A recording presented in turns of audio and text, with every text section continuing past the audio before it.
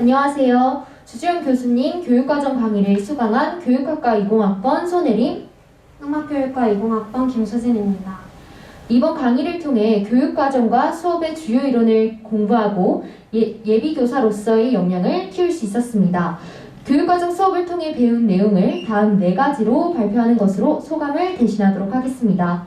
발표에 앞서 먼저 인상 깊었던 활동 3가지를 발표하고 이에 대한 전반적인 소감을 발표함으로써 소감을 마무리하도록 하겠습니다. 네, 먼저 인상 깊었던 활동에는 이렇게 3가지가 있는데요. 가르치는 것의 의미라는 주제로 저널 쓰기 활동과 타일러 교육과정 설계, 그리고 백워드 교육과정 설계입니다. 첫 번째로 저널 쓰기 활동에서 가르치는 것은 무엇을 의미하는가 라는 주제로 저널을 써보았는데요. 이 활동을 하기 전에 교수님께서 강의를 통해서 가르친다는 것은 교육과정을 일방적으로 전달하는 것이다 라는 영사적 의미의 교육과정과 교사와 학생이 함께 만들어 나가는 것이다 라는 동사적 의미의 교육과정, 이렇게 2가지 관점을 설명해 주셨습니다. 그래서 저는 저널 쓰기를 통해서 2가지 관점 중에 동사적 의미의 교육과정에 동의하는 입장으로 글을 썼고요. 교사와 학생이 상호 간에 이루어지는 상황적이고 실천적인 의미 구성이 바로 수업이고 교육이다 라는 주장을 통해서 글쓰기를 이어나갔습니다. 그래서 이 활동을 통해서 교사의 역할이 무엇인지 고민할 수 있는 계기가 되었는데요. 학생들이 무엇을 배워야 할지 안내를 해주어야겠다라는 생각이 들었습니다. 일단 동사적 의미의 교육과정에서는 학생이 주체가 되고 배움 활동에 학생이 스스로 몰입할 수 있도록 교사는 배운 내용과 그리고 우리가 오늘 무엇을 배워야 한다라는 목표를 정확하게 안내해주는 안내자 역할을 해야겠다라는 생각이 들었습니다. 그리고 또한 잘 배우는 것과 잘 배울 수 있는 교실이 무엇일지도 고민을 하게 되었는데요. 잘 배우는 것은 교사와 학생, 그리고 학생과 학생 간의 상호작용, 그리고 교류가 활발하게 일어나는 교실 속에서 아이들이 스스로의 입장을 잘 말할 수 있는 그런 분위기를 유도하는 것이 중요하겠다라는 생각을 했고요. 잘 배울 수 있는 교실은 학생들이 자유롭게 사고할 수 있도록 다양한 방법으로 활동하고 그리고 아이들만의 그런 생기발랄한 에너지가 나올 수 있는 교실을 형성하는 것이 저희의 역할이라는 생각을 하게 되었습니다. 네, 저희가 이 활동을 저 같은 경우에는 실습을 가기 전에 이 저널을 써보았는데요. 교사의 역할과 그리고 잘 배우는 것이 무엇인지 고민을 하는 과정을 통해서 실습을 나가서도 제가 했던 고민들을 바탕으로 아이들이 어떤 좋은 에너지를 스스로 잘 이렇게 내뿜을 수 있도록 제가 도와주는 역할을 하려고 노력을 많이 했던 것 같습니다. 그리고 2번째로 인상 깊었던 활동이 타일러 교육과정 제작인데요. 이 활동 또한 마찬가지로 교수님께서 강의를 통해 타일러 교육과정에 대해서 충분히 설명을 해주셨습니다. 그런데 저희가 이 내용을 바탕으로 검치호랑이 교육과정이라는 것을 짜보는 활동을 한 건데요. 사실 강의만 들었을 때 타일러 교육과정 자체가 조금 복잡하고 어렵다는 느낌을 받았습니다. 그래서 조별과제 때 옆에 있는 혜림 친구와 같이 여러 대화를 나눌 수 있었는데요. 우선 타일러가 어떤 의도로 이런 교육과정을 설계했을지, 그리고 교육과정을 통해서 어떤 것을 하려고 했을지 그런 의도와 목표를 많이 생각하는 계기가 되었고요. 그리고 강의를 통해서 배웠을 때 조금 어려웠던 부분들을 같이 대화를 통해서 보완하고 또 이해할 수 있었던 계기였습니다. 또한 교육과정을 계획하는 과정에서 가장 중요한 것이 명확한 교육 목표를 세우는 것이구나 라는 것을 깨달았는데요. 특히 교육 목표가 명확해야 하지만 그 교육 목표를 달성하는 과정에서 우리가 교사로서 여러 가지 활동을 할 텐데 그 활동을 통해서 아이들이 잠재적으로 달성할 수 있는 다양한 교육 목표가 또 있을 거라는 생각을 했습니다. 그래서 그런 교육 목표는 또 뭐가 있을지 여러 가지로 고민을 해볼 수 있는 계기가 되었습니다. 이런 고민들을 하면서 교육을 위해서는 오랜 시간 동안 깊은 고찰을 해야 한다는 필요성을 느꼈고요. 교육은 아이들의 삶에 큰 영향을 미치는 요소이기 때문에 하나의 수업을 하기 위해서도 많은 것들을 고려해야겠다는 다짐을 하는 계기가 되었습니다. 네, 한 가지 아쉬운 점이 있다면 저희가 타일러가 주장하는 과정 중심 평가를 계획하고 싶었는데 과정 중심 평가다 보니까 기준이 모호하기도 하고 명확하게 세우는 것이 어려워서 저희가 결국에 계획한 평가들이 조금 결과 중심 평가로 느껴졌다는 생각이 들었습니다. 그래서 다음에 기회가 있다면 과정 중심 평가의 기준에 대해서도 조금 배우고 다시 한번 계획해보고 싶다는 마음이 들었습니다. 세 번째로 저희가 활동한 것은 백워드 교육과정에 대해서 배웠습니다. 이 백워드 교육과정에서는 이론을 바탕으로 단원을 설계해보는 활동을 했었는데요. 앞서 배운 타일러 교육과정과 달리 평가를 먼저 세운 다음에 교육과정을 세우는 방법이었기에 아쉬웠던 평가 부분에 좀 더 집중하지 않았나라는 생각이 들었습니다. 이 활동을 통해서는 교과의 한 단원에서 학생이 무엇을 알아야 하고 이해해야 하며 할 수 있어야 하는지 그리고 같이 있어야 하는 내용은 무엇인지 등 고려할 사항이 정말 많다는 것을 알게 되었습니다. 학생들이 해당 단원의 내용을 이해할 수 있도록 여러 단계로 요소를 나누어 교육과정을 계획했습니다. 고려해야 되는 상황이 정말 많았기에 정말 이 계획을 하면서 이 수진 학생과 정말 많은 대화를 나눴는데요. 조언과 함께 한 단원을 설계했다는 점에서 정말 뜻깊은 활동이었던 것 같습니다. 이러한 활동들을 하면서 미래 교사로서의 역량을 정말 기를 수 있는 가치 있는 시간이었습니다. 크게 미래 교사의 역량으로 휴타고지, 협력의 재미, 연결, 참여의 재미로 설명드리도록 하겠습니다. 먼저 저널 쓰기 활동과 조별 과제를 통해 내가 무엇을 배우고 어떤 내용을 선택하여 탐구할지 결정할 수 있는 휴타고지 역량을 기를 수 있었습니다. 또한 수업을 통해 배운 내용에 대해 더 깊이 탐구하며 조언과 의논하며 협력하는 재미를 느낄 수 있었으며 다양한 아이디어를 연결하여 하나의 교육과정을 계획해보는 활동이 굉장히 뜻깊었습니다. 교육과정이라는 이론이 처음인 저희의 교육과정을 귀담아 들어주시고 각자의 교육과정을 존중해주시며 좋은 조언을 아끼지 않으신 주재용 교수님께 감사의 말씀 전합니다. 이상 발표를 마치도록 하겠습니다. 감사합니다.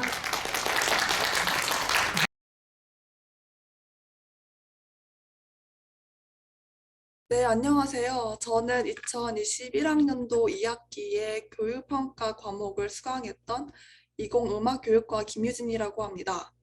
앞선 이미진 교수님의 교육평가 수업 소개에 이어서 저는 실제 이 수업을 들었던 학생으로서 교육평가 수업을 들으며 어떤 프로젝트 활동을 했었는지 그 과정들과 소감을 말씀드리려 합니다.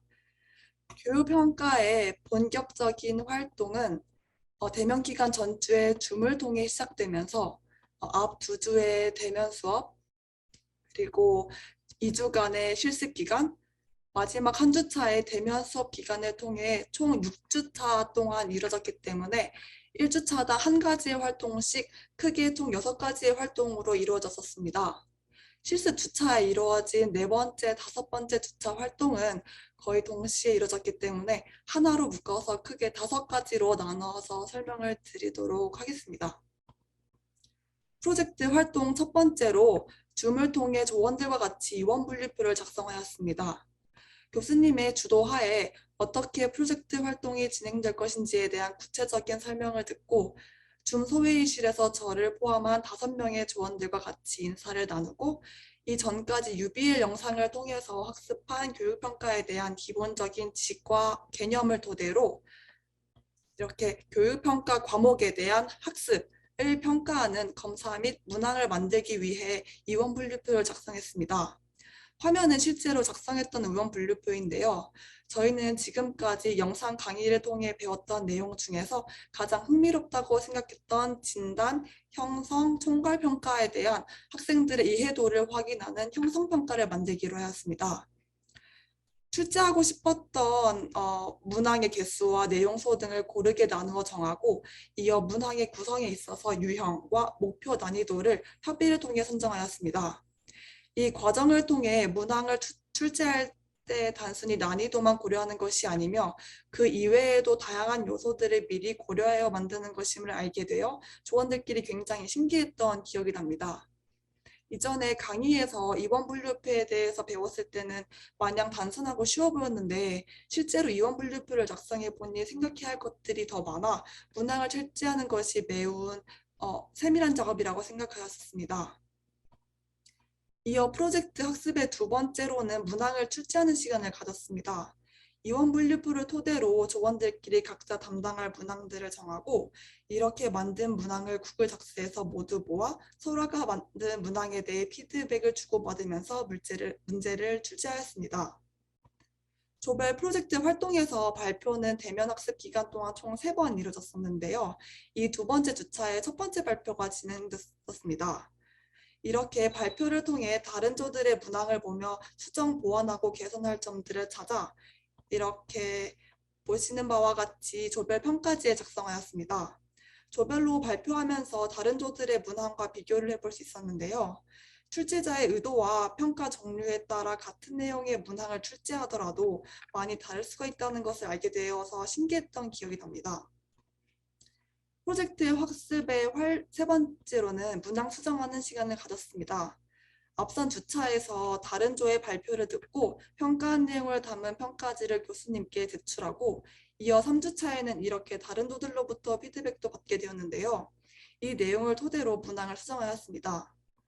문항을 수정하는 데 있어서 문항의 내용뿐만이 아니라 평가지의 선지, 배열 순서, 띄어쓰기 여부 등 내용 자체의 오류보다 이렇게 형식 관련해서 수정해야 할 사항이 많아 생각보다도 더 흥미로우면서도 시간이 걸리고 어렵기도 했습니다. 이에 이 프로젝트 활동을 조별로 해서 다행이라는 생각을 하기도 했었습니다. 이렇게 수정한 내용을 바탕으로 수업 시간에 발표를 하였고 이렇게 비로소 최종 평가 문항들과 정답 해설지 또한 만들 수 있었습니다. 프로젝트 활동 4번째, 5번째 시간에는 응답 자료를 수집하고 분석하는 시간을 가졌습니다. 이전 차시에서 수정해 만든 최종 문항을 바탕으로 구글 설문 등을 이용해 온라인 검사를 만들고 이 검사를 다른 교육평가 분반에서 실시하여 응답 자료를 수집하였습니다.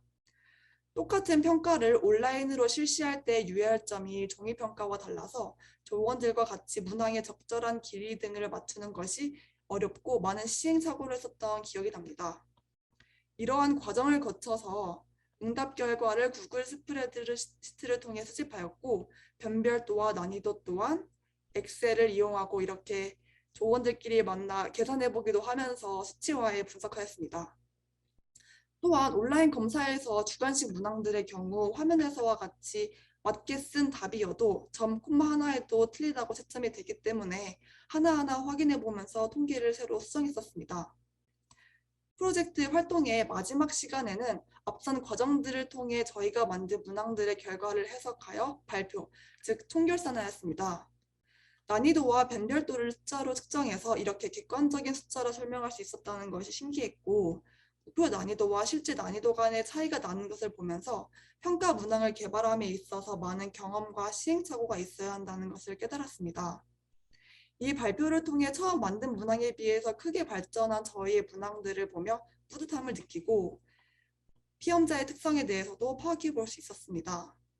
아무래도 문항을 처음 개발하다 보니 힘든 부분도 많았는데 그만큼 더 많이 배운 것 같다는 생각을 하였습니다. 매번 프로젝트 활동을 하면서 이렇게 평가 요소들을 각 조마다 작성해서 패들릿에 공유하였는데요.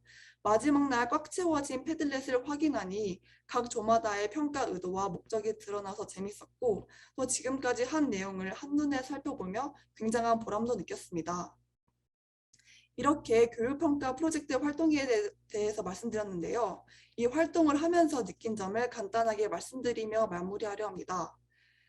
마무리 프로젝트 시간에 교수님께서 학생들의 발표를 보시고 실제 난이도가 목표 난이도와 다르고 변별도도 낮게 나와 의기소침한 학생들을 위해 교육평가, 평가는 예술이다 라는 이야기를 해주셨던 기억이 납니다. 이 뜻은 평가를 함에 있어서 항상 완벽하게 목표한 대로 결과가 나올 수는 없으며 그렇기 때문에 문항 출제를 하고 평가를 하는 것은 하나의 예술이라는 것이었습니다. 비슷한 맥락으로 저는 이 프로젝트를 하면서 평가는 학교를 춤추게 하는 음악이라고 생각했습니다. 지금까지 교육에 있어서 평가는 비주류라고 생각했었고 그렇기 때문에 왜 평가에 대해서 대학에서 이렇게까지 배워야 하는지 그저 학교 현장에 가서 시험지만 만들면 되는 것은 아닌지 생각했었습니다. 그러나 실제로 이렇게 프로젝트를 해보니 제대로 배우지 않으면 실제 학교 현장에 가서 잘못된 방식으로 평가를 만들어 학생들의 학업 흥미를 떨어뜨리기만 하는 평가를 할 수도 있었겠다는 생각을 하게 되었습니다. 그렇게 된다면 평가는 잘못된 불협화음이 되어 교육을 듣기 싫은 것으로 만듭니다. 그러나 제대로 된 평가는 교육에 있어서 학생들의 재미를 높이며 더 다양한 방식을 통해 학생들이 열정과 성취를 느끼게 합니다. 이런 경우에 평가는 교사와 학생, 수업 등 교육을 아름답게 아우르는 하모니를 만들게 됩니다. 이 프로젝트 활동을 통해 많은 것을 경험하며 잊을 수 없는 지식들을 배웠고, 앞으로 교사가 되어서 더 참신하고 동기부여가 되는 평가를 만들고 싶다는 욕심을 갖게 되었습니다. 이에 앞으로 수업을 잘하는 교사만큼 평가도 잘하는 교사가 되기 위해 계속해서 교육평가 영역에 대해 많이 관심을 갖고 배울 것 같습니다. 지금까지 제 소감 발표를 들어주셔서 감사합니다.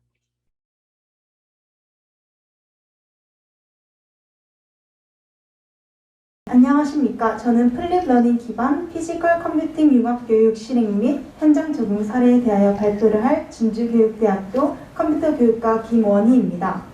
제가 했던 수업의 주요 내용을 먼저 말씀드린 후 미래교수 학습 모델 역량 및 느낀 점 순서대로 말씀드리도록 하겠습니다. 수업에 대한 개요를 먼저 설명하자면 수업 대상은 진주교육대학교 부설초등학교 5학년 2반 학생 24명이며 배움 목표는 마이크로비트를 활용한 에너지 절약 선풍기를 만들 수 있다 였습니다. 저는 학생들이 좀 더 흥미롭게 수업에 참여할 수 있도록 하기 위해서 약간의 스토리를 추가하기로 하였는데요. 에너지와 관련된 수업이었기에 한국에너지공단의 마스코트 캐릭터인 쎄쎄라는 펭귄 캐릭터를 활용하였습니다. 쎄쎄는 Save Energy, Save Earth, 에너지를 아껴서 지구를 지키자라는 영어의 약자이기도 합니다. 이 쎄쎄 캐릭터는 컴퓨팅 시스템 융합 수업 프로젝트 활동을 할 때에도 저희 팀에서 활용을 했었던 캐릭터이기도 합니다. 수업 전에는 마이크로비트, 확장보드, 모터 등을 이용하여 선풍기를 이렇게 제작한 후에 수업 시간에는 학생들이 바로 블록 코딩을 하여 선풍기를 실행시킬 수 있도록 사전에 준비를 하기도 하였습니다. 배움 열기 단계에서는 이 쎄쎄가 학생들에게 지구 지킴이로서 에너지 절약을 할 수 있는 선풍기를 만들어 달라는 도움을 요청하는 영상을 제작하여 동기 유발을 하였습니다. 영상 시청 후에는 쎄쎄가 겪고 있는 어려움 및 그에 따른 부탁을 발문하며 배움 문제를 확인하고 배움 활동을 안내하였습니다. 영상의 내용을 간단하게 요약하자면 이 쎄쎄가 사람들이 무분별하게 에너지를 사용하여 지구가 아파져서 빙하가 점점 녹아서 이 쎄쎄가 살아갈 삶의 터전을 점점 잃고 있다는 어려움이 있다고 하였으며 에너지를 절약할 수 있는 선풍기를 만들어줄 것을 5학년 2반 학생들에게 부탁하는 내용이었습니다. 학생들이 마이크로비트를 접해본 경험이 있었기 때문에 배움 활동 단계에서는 마이크로비트의 다양한 기능을 간단하게 확인해본 후 2명에서 짝 활동으로 에너지 절약 선풍기 만들기를 하였습니다.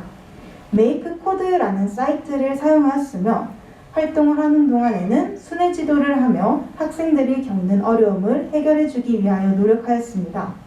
학생들이 제작한 선풍기는 주로 모피 센서나 아니면 온도 센서 등을 활용한 에너지 절약 선풍기 등이 많았습니다. 선풍기 제작이 거의 다 된 것을 확인하고 나서는 학생들의 발표자와 탐색자로 역할을 분담하였습니다. 탐색자는 다른 조 친구들의 선풍기를 체험해 볼 수 있게 돌아다니는 역할이며 발표자는 자리에서 자신의 선풍기를 다른 친구들에게 발표를 하는 역할이었습니다. 여기서 발표자와 탐색자의 역할은 일정 시간이 지난 후에는 교체를 하였기 때문에 모든 학생들이 발표자의 역할과 탐색자의 역할을 수행할 수 있도록 하였습니다. 즉, 다른 친구들의 선풍기를 소개받기도 하며 동시에 자신이 만든 선풍기를 다른 친구들에게 설명을 할 수 있어야 했습니다. 이때는 교실을 돌아다니면서 자유로운 분위기 속에서 진행을 할 수 있도록 지도하였습니다. 배움 정리 단계에서는 동기 유발 때 보여주었던 영상과 연결되게끔 쎄쎄가 자신의 부탁을 들어주어 고마움을 전하는 영상을 보여주었습니다. 이 영상에서는 감사 인사뿐만 아니라 지구 지킴이로서 실생활 속에서도 에너지를 절약할 수 있는 다양한 방법에 대하여 생각해 볼 것을 권유하는 멘트로 마무리를 전하기도 하였습니다. 마무리로 에너지 절약 선풍기를 만든 후에 생각을 정리할 수 있도록 에너지 절약 선풍기는 무엇이다. 여기 빈칸에 들어갈 수 있는 말을 학생들에게 자유롭게 생각하는 시간을 제공한 후 띵킹보드라는 보드에 적는 활동을 하며 수업을 마무리하였습니다. 여기에 학생들이 적은 키워드들은 주로 지구 지킴이, 히어로, 의료진, 보물상자 등이 있었습니다. 한 차시 동안 수업을 한 후 학생들의 생각을 확인해 볼 수 있는 활동이었습니다. 네, 이제 미래교수 학습 모델 역량에 대하여 말씀을 드릴 건데요. 먼저 첫 번째로 재미와 참여 문화입니다. 수업 주제와 관련되면서도 재미있게 할 수 있으며 적극적으로 참여할 수 있는 환경을 조성하기 위하여 많은 고민을 하였는데요. 그 결과 한국에너지공단의 마스코트인 쎄쎄 캐릭터를 활용하여 스토리를 만들어서 마치 학생들이 미션을 해결해 나가는 듯한 느낌을 줄 수 있도록 구상을 하기도 하였습니다. 또한 발표자와 탐색자의 역할을 수행함으로써 에너지 절약 선풍기를 만드는 것에서 끝나지 않고 다른 친구들과 결과물을 공유하고 본인의 선풍기를 소개하기 위해 충분히 생각하는 시간을 제공하였으며 마지막으로 띵킹보드를 활용하여 수업을 정리할 때에도 학생들의 주도적인 참여를 이끌기 위하여 노력하였습니다. 두 번째로 연결 협업입니다. 짝 활동을 하며 자신의 생각을 표현하고 친구와 함께 이야기를 나누며 협력하는 과정, 발표자와 탐색자의 역할을 모두 수행할 수 있기 위해 생각을 나누고 뿐만 아니라 선풍기를 제작하는 모든 과정 속에서도 연결 협업을 찾아볼 수 있었습니다. 저는 사실 이 수업을 하기 전까지 정말 수많은 걱정과 고민이 많았는데요. 제가 2학년 2학기 부전공 심화 수업으로 마이크로비트를 접해보기는 하였지만 과연 내가 이거를 가지고 수업을 잘 할 수 있을까? 학생들로 하여금 진정한 배움을 줄 수 있을까? 이런 걱정들을 많이 하였습니다. 하지만 이 과목을 수강하고 프로젝트를 활동을 하는 과정 속에서 배운 점과 느낀 점이 많았기 때문에 여기서 느낀 가치들을 학생들에게도 꼭 전달을 해주고 싶었습니다. 저의 느낀 점을 3가지 키워드를 통해서 말씀드리려고 합니다. 첫 번째는 성취감입니다. 심화 과정 수업을 하며 낯선 내용과 활동으로 인해서 어려움을 많이 겪기도 하였지만 포기하지 않고 도전해봄으로써 느낀 성취감은 정말 뿌듯하였습니다. 그리고 이러한 성취감을 학생들에게도 전하고 싶었습니다. 특히 이 수업은 컴퓨터와 마이크로비트라는 기기를 활용하는 수업이기 때문에 예상한 대로 결과가 나오지 않거나 아니면 혹시라도 오류가 발생할 수도 있습니다. 이러한 상황에서 학생들이 좌절감을 느끼지 않게 하기 위해 활동 전에 저는 이러한 메시지를 전달하였는데요. 바로 선풍기를 만드는 과정에 있어서 내 생각대로 결과가 나오지 않거나 실수를 할 수도 있다. 하지만 그거는 당연한 것이고 시행착오를 많이 거치고 실수를 해볼수록 생각의 깊이가 깊어지고 성장할 수 있으니까 두려워하지 말고 실수도 많이 해보면서 즐겁게 하면 좋겠다라는 말을 전달하기도 하였습니다. 다행히 학생들이 정말 즐겁게 활동을 하는 모습을 보고 저 또한 큰 뿌듯함을 느끼기도 하였습니다. 두 번째 키워드는 예비교사입니다. 미래 교육 현장에서는 소프트웨어, AI 등이 활용될 것이라는 사실을 잘 알고 있지만 주변에서 흔하게 접해보거나 활용해볼 기회가 많이 없어 아쉬움과 열망이 항상 있었습니다. 예비교사로서 꼭 도전해보고 싶은 역량이기도 하였습니다. 이 수업을 통해 소프트웨어 활용 학습을 구상해보고 실행해볼 수 있는 좋은 기회였습니다. 뿐만 아니라 훗날 두려움 없이 다양한 소프트웨어 및 AI 교육을 할 수 있겠다. 그리고 꼭 해봐야겠다라는 다짐을 하기도 하였습니다. 마지막으로 협동의 가치입니다. 심화 과정 수업에서 가장 많이 배우고 느낀 것은 바로 이 협동의 가치였는데요. 평소 혼자 공부를 하고 혼자 일을 수행하는 것에 익숙했던 저에게는 이 팀 프로젝트 자체가 너무 어색하고 불안한 마음도 컸습니다.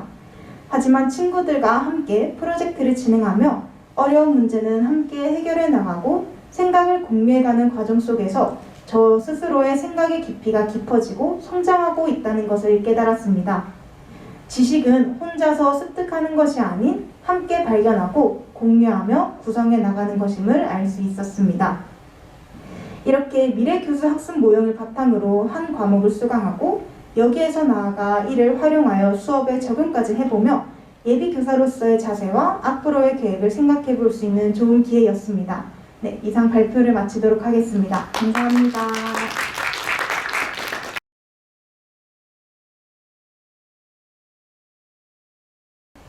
단축구멍의 세상에 오신 것을 환영합니다.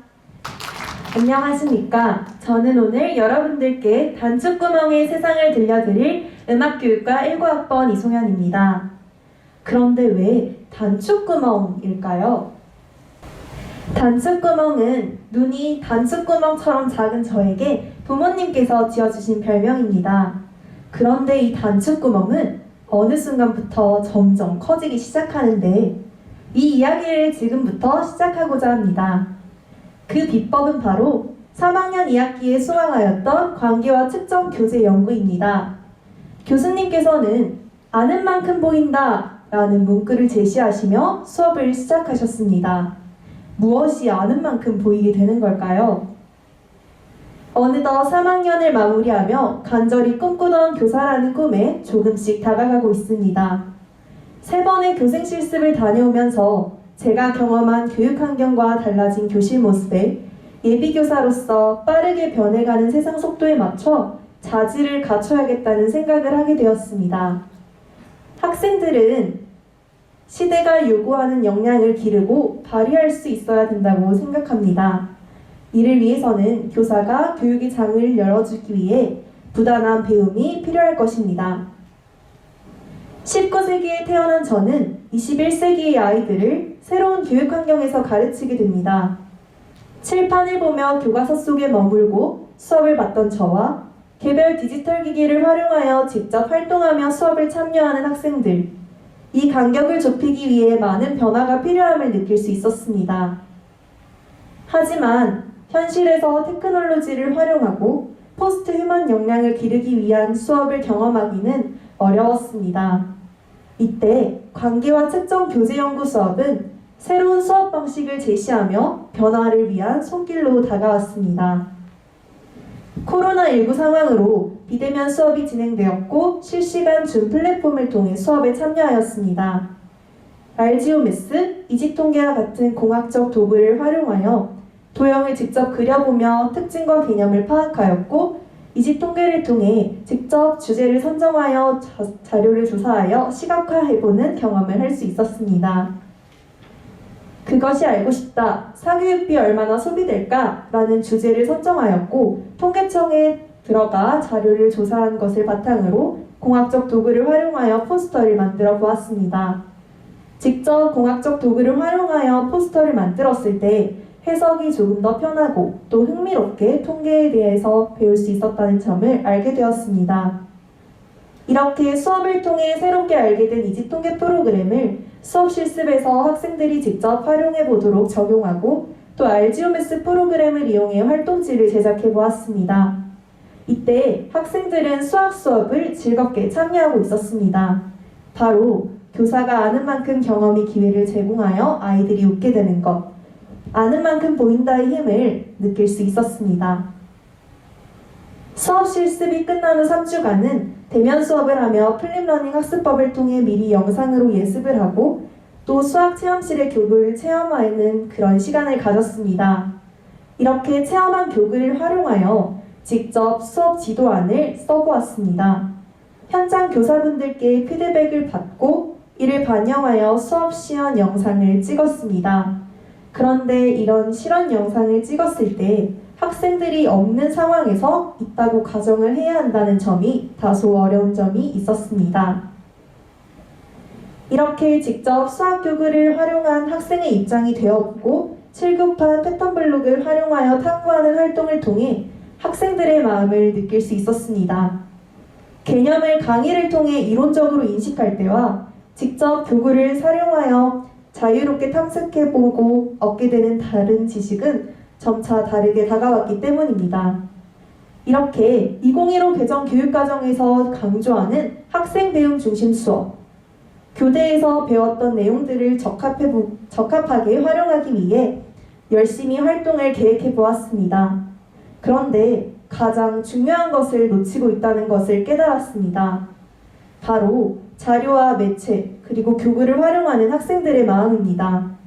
교사의 입장으로서 학생들을 되돌아보니 학생들의 성취를 위한 활동 구성에만 급급하였고 학생들의 마음을 헤아리지 못했던 것입니다.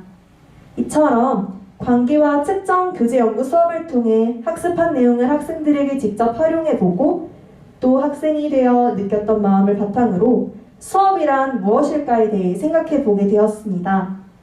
수업이란 새로운 세상을 보여주는 것이라는 생각이 들었습니다. 새로운 세상을 학생들에게 보여주기 위해서는 교사가 미리 변화하는 세상을 경험해야 할 것입니다. 이를 위해 관계와 측정, 교재와 연구처럼 창의적 수업의 기회가 많이 주어진다면 학생과 교사 모두가 웃는 흥미로운 수업을 계획할 수 있을 것 같습니다. 관계와 측정, 교재 연구, 이제 어느덧 마무리해야 할 시간이 다가왔습니다. 처음 수업을 듣기 전 제 눈은 아주 작았습니다. 바로 이 단추구멍처럼 말이죠. 하지만 수업을 듣고 나서 제 눈은 교실 속 학생들을 바라보는 마음의 눈, 바로 돋보기가 되었습니다. 아는 만큼의 힘, 이 힘을 알게 된 것입니다. 이처럼 아는 만큼의 힘을 위해 관계와 측정, 교재 연구와 같은 미래 창의 교환 역량을 기를 수 있는 수업을 많이 경험하게 되길 바라며 여기서 마무리하도록 하겠습니다. 긴 시간 동안 함께 해주셔서 감사합니다.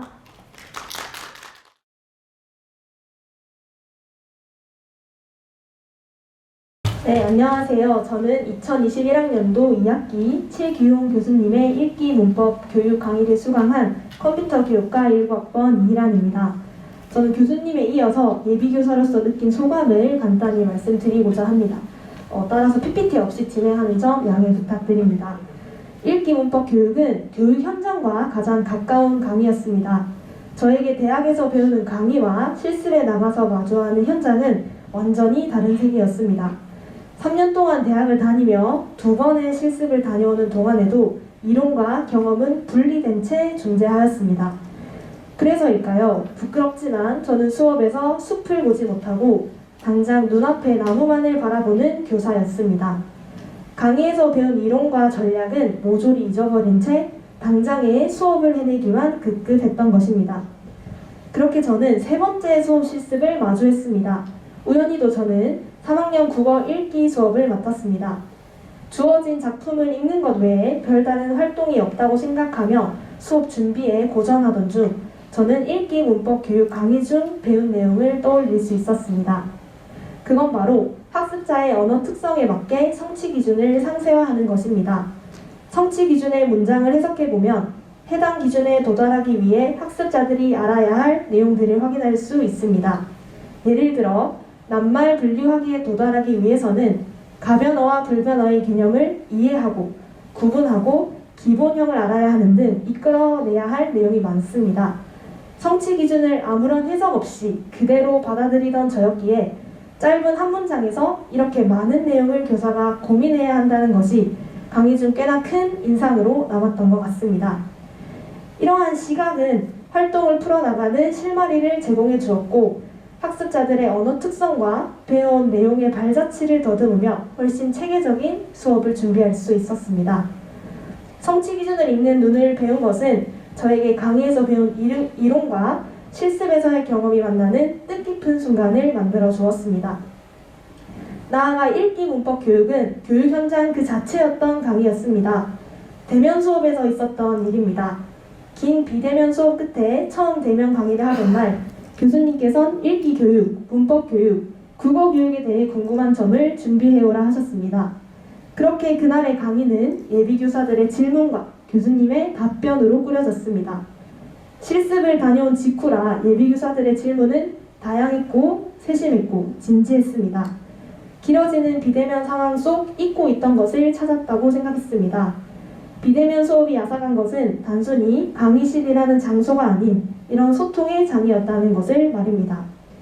비록 교수님에게 각자의 궁금함을 질문하는 시간이었지만 자신의 질문은 사실 예비교사 모두의 질문이었고 우리가 앞으로 풀어나가야 할 숙제라는 것을 모두가 공감했을 겁니다.